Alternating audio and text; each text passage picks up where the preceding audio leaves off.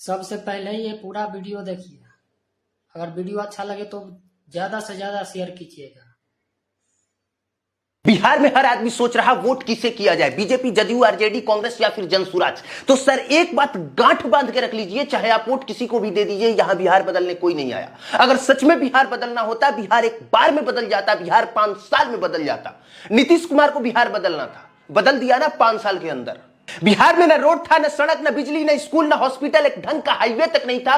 पूरे राज्य में रेप, मर्डर, अपराध, बलात्कार सब कुछ चरम सीमा पर था। जो जितना ज्यादा पैसा कमाता था, उसकी बीवी, उसके बच्चे उतने ज्यादा डर के साए में रहते थे, क्योंकि कब कौन किसको कहां से किडनैप करके रंगदारी मांग दे ये कह नहीं सकते। पूरे राज्य में जंगल राज का भय व्याप्त था। 5वीं क्लास के बाद बच्चियां स्कूल नहीं जाती थी। शाम के वक्त लोगों के घर के दरवाजे बंद हो जाया करते थे। बाहुबलियों की ऐसी तूती बोलती थी कि जेल में बैठे बैठे वो चुनाव जीत जाया करते थे। उस बिहार के जंगल राज के दौर को याद करके आज भी रूह कांप जाती है, क्योंकि उस समय मर्डर नहीं होता था। उस समय जाति के वर्चस्व की लड़ाई में सीधे नरसंहार होता था।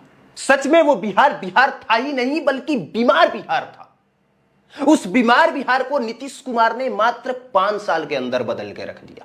रोड, सड़क, बिजली, स्कूल, हॉस्पिटल सब बनवा के दे दिया। अपराधी और बाहुबलियों को जेल के अंदर ठुसवा दिया। नीतीश कुमार जैसे ही सत्ता में आए, सबसे पहले ऑन रिकॉर्ड 50,000 अपराधियों को सलाखों के भीतर भिजवाया। इतना ही नहीं, साइकिल योजना, पोशाक योजना, खिचड़ी, ऐसा ऐसा काम किया कि लड़कियां भी घर से बाहर निकलने लग गई। बिहार में लड़कियां भी पढ़ने लग गई। सच में हमारा बिहार बदलने लग गया। और अगर आज बिहार उसी रफ्तार से बदलता रह गया होता तो यह बिहार बिहार रहता ही नहीं, बल्कि सिंगापुर हो गया होता।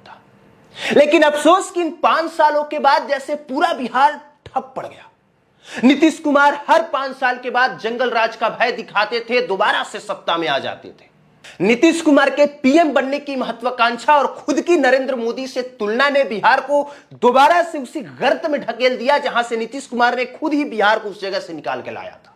और यकीन मानिए, अगर नीतीश कुमार इसी तरह से काम करते रह गए होते, बिहार को बदलते रह गए होते जैसे शुरू के 5 सालों में उन्होंने किया, अगर बीजेपी और जदयू में सीटों के बंटवारे को लेकर लड़ाई न होती, अगर नीतीश कुमार खुद की तुलना प्रधानमंत्री नरेंद्र मोदी से नहीं करते, अगर नीतीश कुमार में प्रधानमंत्री बनने की महत्वाकांक्षा न जागृत हुई होती, तो आज अतीत के अध्याय में बिहार की राजनीति में 2 नए चैप्टर का उदय होता। पहला, बिहार केरला से भी आगे होता। देश का सबसे शिक्षित राज्य कोई होता तो बिहार, सबसे ज्यादा विकास कहीं हुआ होता तो बिहार। और आरजेडी जैसी पार्टी पूरी तरह से रसातल में चली जाती, उसका खात्मा हो जाता।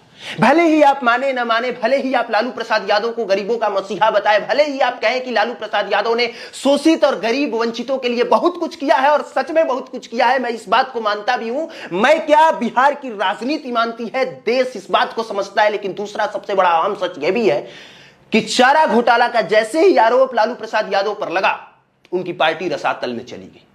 लालू प्रसाद यादव को अपने ही लोगों ने ठुकरा दिया। नीतीश कुमार ने फिर से उन्हें जिंदा कर दिया, उनसे हाथ मिला के। जिस पार्टी को वोट आ नहीं सकता था, ऐसा लगा कि जो पार्टी पूरी तरह से खत्म हो गई, नीतीश कुमार ने उस पार्टी से हाथ मिलाया, वो पार्टी दोबारा से खड़ी हो गई। और आज वो पार्टी बिहार की सबसे बड़ी पार्टी बन के खड़ी है। आज इस पार्टी से हर किसी को डर है, चाहे वो बीजेपी हो, जदयू हो या फिर कांग्रेस। लेकिन सबसे बड़ा सवाल कि बिहार बदलना ही किसको था? जिसको बदलना था उसने तो शुरू के 5 साल में ही बदल दिया, और उसी 5 साल के दम पे आज तक चुनाव लड़ते रहे। चाहे पार्टी किसी की भी हो, चाहे सरकार किसी की भी हो, चाहे सीटें किसी की भी ज्यादा हो, सत्ता में एक ही आदमी बैठा मिलता है, वो है नीतीश कुमार। और नीतीश कुमार ने यह भी बताया बिहार को बदला कैसे जाता है। नीतीश कुमार ने यह भी बताया कि इस बदलाव को रोका कैसे जाता है। नीतीश कुमार ने यह भी बताया कि एक ऐसी पार्टी जो अपना अस्तित्व खो चुकी है, उसे जिंदा कैसे किया जाता है। नीतीश कुमार ने यह भी बताया कि अगर हमारी जो महत्वाकांक्षा है, अगर वो पूर्ति ना हो, तो फिर उसी चीज को गर्त में कैसे ढकेला जाता है। नीतीश कुमार ने अपने एक जीवन में राजनीति के सारे आयाम पूरे देश को पढ़ा दिया। हाँ, तो इतना कुछ कहने के बाद, अपना विचार आपके ऊपर थोपने के बाद, अपनी सुनाने के बाद, अब हम आपसे पूछना चाहते हैं कि आप अपना कीमती वोट किसे देना चाहते हैं? बीजेपी, जदयू, आरजेडी, कांग्रेस, जनसुराज, किसे? मतलब कि महागठबंधन या फिर एनडीए या फिर नई पार्टी जनसुराज?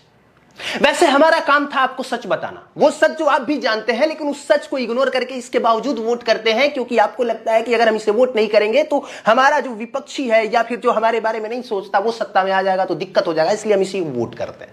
हमारे पास विकल्प भी ज्यादा नहीं है, सिर्फ 3 पार्टियों का विकल्प है, एक एनडीए, एक महागठबंधन और तीसरा जनसुराज।